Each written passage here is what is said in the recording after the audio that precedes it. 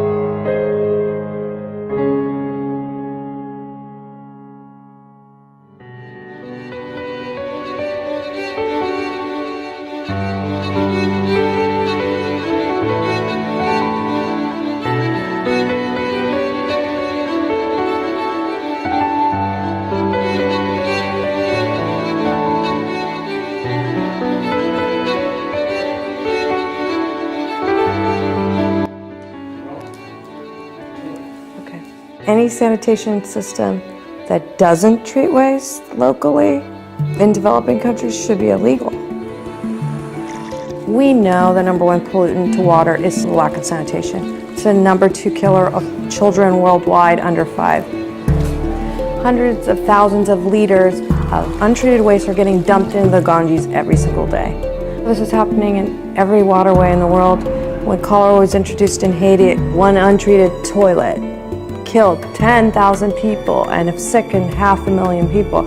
So we know it's time to deal with this, but we also have to deal with it in a new way now.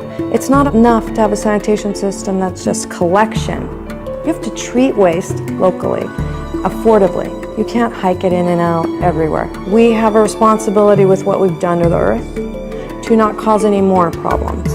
Every solution now has to address multiple problems. Like our sanitation system, you end up with finished compost, which helps in agriculture, which helps clean the water, treating waste, which helps with child malnutrition, productivity for mothers. We have to lighten the load for the earth in multiple areas rapidly together. You have to have technologies that you can fix in the middle of nowhere with whatever local materials they are. You can't be waiting for customs for things to clear for 6 months, and you can't be waiting for a generator that runs on gasoline that no one can afford, that breaks or gets stolen. I am hopeful. I also believe in the magical genius of the human race.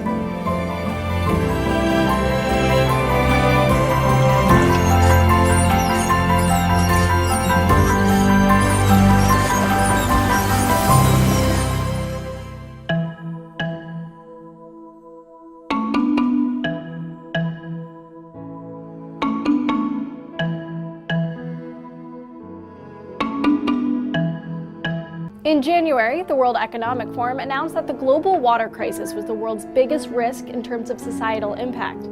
Every year, nearly 1 million people die from waterborne diseases from unsafe water. At the same time, large parts of the world are experiencing unprecedented drought, making clean water a scarce resource. So is water a human right, and should it be available to all?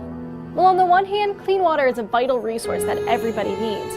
Yet 1 in 9 people around the world lives without access to clean water, mostly in rural communities. In 2010, United Nations Secretary General Ban Ki-moon said more people die from unsafe water than from all forms of violence, including war. That same year, the UN recognized the right to clean and safe drinking water as a basic human right. One of the strongest factors for this classification was the fact that access to water is necessary to fulfill nearly all existing human rights. The UN called on the international community to help provide safe, clean, accessible, and affordable drinking water and sanitation for all.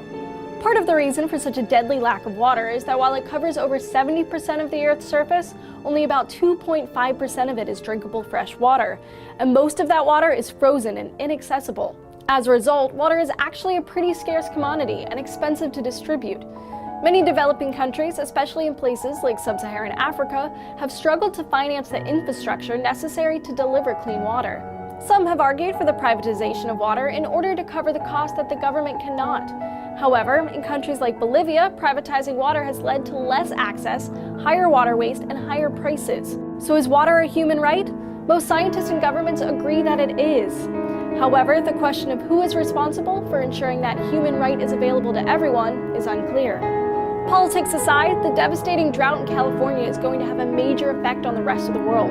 To learn how, watch this video I just made with DNews. The state's main reservoirs are at an average of only 40% capacity. Some reports say the state has only a year's supply of water left in those reservoirs, and groundwater isn't a reliable option. As always, thank you for watching TestTube, and please subscribe.